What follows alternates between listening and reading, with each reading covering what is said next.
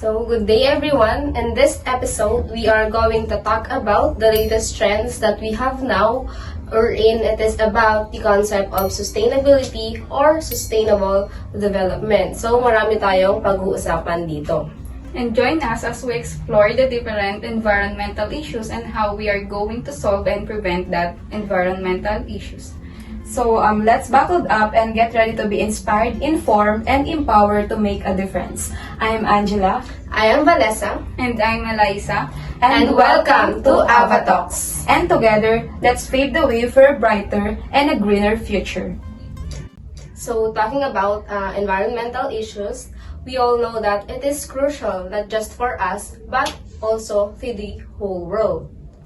So you guys, can you give at least one environmental issues that we have right now and at least give solutions or practical actions na pwede nating makontribute para mag-break or para mas ma-reduce yung mga environmental issues na meron tayo? For me is yung shortage in water na tayo rin is nakakaranas. It is because due to the growing population demand dahil meron tayong urbanization, industrialization, and nakakapag-increase yun sa pagdedemand natin ng supply sa tubig. Kasi nga, all over the world is nakakaranas na ng shortage sa tubig. So, with that specific issue, we can solve that by just doing simple things as a person. Kahit sa bahay ka lang, makakapag-solve ka na ng issue na yon. So, first is yung kapag naliligo tayo. We can take shorter showers naman kapag nasa bahay tayo. And kapag sa dishes natin, kapag naghuhugas tayo ng plato, we can use a maliit na batya para makatipid tayo. So, with that, another example is yung sa pagko-collect natin ng tubig kapag umuulan. So, you can collect rainfall water, tas yung makokollect mo na yun is pwede mong pandilig sa mga halaman or like pang car wash. So, what about you, Miss Eliza? For me is yung sa resource depletion, lalo na sa energy consumption, no? Kasi if napapansin natin na sa iba't ibang lugar na nagkakaroon na ng bigla-biglang pag-brownout, lalo na dito sa Tarlac, may mga lugar tayo dito na bigla-bigla na lang nawawalan ng power.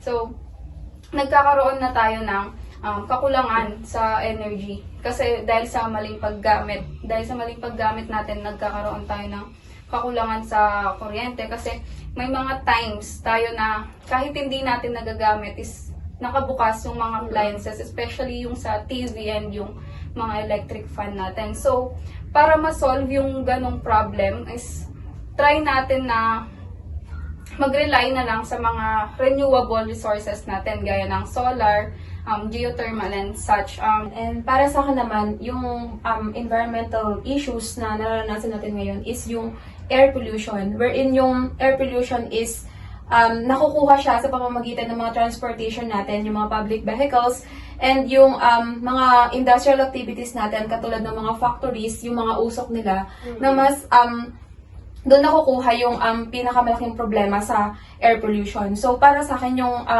mga solutions na pwede nating i-implement or isagawa para ma-reduce yung problem natin sa air pollution is una, yung clean energy transition, wherein dito, pwede tayong mag-invest ng mga transitioning renewable energy sources, katulad nga kanina nung sinabi ni Miss Eliza, yung mga solar, wind, and hydroelectric power, para mas ma-reduce yung dependence natin sa mga fossil fuels. And another one is yung pag-promote ng mga electric vehicles. And also, pwede natin i-encourage yung mga residents natin or yung mga commuters na kapag malapit lang naman yung pupuntahan nila, kung pwede na lakarin na lang nila o kaya mag-bike na lang sila ganun para maiwasan yung paggamit ng gas sa mga transportation. Another one is pwede din na isa talaga sa pinakakailangan ng mga tao dito sa mundo is yung public awareness and education. Kasi kailangan alam ng lahat kung paano i-reduce, paano gamitin yung 3 R's, yung reuse, reduce, recycle. Kasi isa siya sa pinaka pwedeng solusyon para ma-reduce natin yung mga environmental issues na meron tayo ngayon sa ating bansa. So, with that, guys, speaking of attaining sustainability, for you, each one of you, what is the concept of sustainable development? Ano nga ba yung concept niya? Kasi we all have different opinions about it. What about you, Miss Eliza? For me, the concept of sustainable development is focus on meeting the needs of present without compromising the ability of future generation to their own needs. So it's about economic growth, protection in environment, and social well-being. So ang paraan para makatulong is maging responsable tayo kung paano mag-consume ng mga resources. So, yeah, it is true that we should be responsible enough sa mga actions natin. So, yun nga, sustainable development involves developing innovative and comprehensive solutions na nagbabalance sa demand or needs ng mga tao. So, ina-acknowledge nito yung pag-share natin ng mga responsibility natin sa pag-protect ng environment natin. So, based sa mga nabanggit nating lahat, I just want to ask you both a question. Why do we need to conserve all of the resources or all of the resources that we have right now? So, para sa akin, bakit nga ba crucial para sa atin na i-conserve yung mga resources para sa mga future generation? So, one key reason is yung ating earth resources is finite and non-renewable. So, katulad ng mga fossil fuels ganun, and minerals, kapag naubos sila, syempre, mawawala na sila for good. So, kapag nawala na sila for good, yung mga, ano na lang may iwan sa future generation natin? Syempre, wala na silang resources na magagamit, wala nang resources na mag-meet ng kanilang mga needs. So, kawawa naman sila kung wala silang gagamiting mga resources. For me, kailangan natin mag-conserve kasi yun nga, gaya ng sinabi ni Miss Angela kanina, kawawa yung mga future generation if wala ni silang madadatnan na mga resources kasi sa generation pa lang natin ngayon is nagkakaroon na tayo or nakakaranas na tayo ng kakulangan sa resources. Paano pa yung mga susunod na generation? So, kailangan talaga natin mag-conserve, hindi lang para sa future generation, kundi para din sa atin. So, yun nga, nasabi niyo naman na lahat. And siguro i-add ko na lang, no? It is important to us to conserve kasi para din sa atin, para hindi mabalik yung actions natin sa atin na ginagawa natin sa environment. Kasi at the end of the day, tayo rin yung mahihirapan or haharap tayo sa maraming challenges or consequences dahil sa mga actions natin. So, we should be aware and sa lahat ng actions natin. So, conserving talaga is very crucial for us. Based sa mga sinabi nyo, why do we need to think about the future? So, for me, talking about the future help us to plan, prepare, and also shape the world na tinitirhan natin ngayon. So, matutulungan tayo nito to set a goals and work toward a better tomorrow.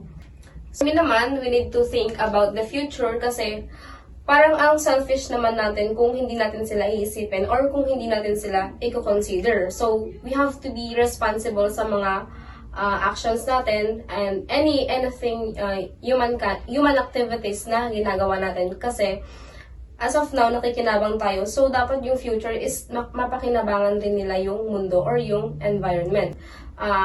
Ina-apply din natin lahat ng yun para sa future generation. And you?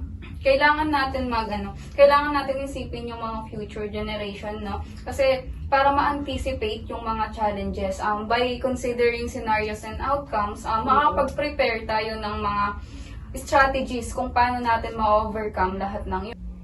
So, yun nga, to conclude everything that has been stated so far, meron lang akong iiwan ng quote, so hindi siya sa akin, nabasa ko lang sa Google. So, there is a saying that, there are no passengers on Earth. We are all crew. So, based doon, walang special kasi lahat tayo is nakikinabang and pinapakinabangan natin yung Earth. And that will be all. Once again, I'm Angela. I am Vanessa. And I'm Eliza. And we are the Avatox.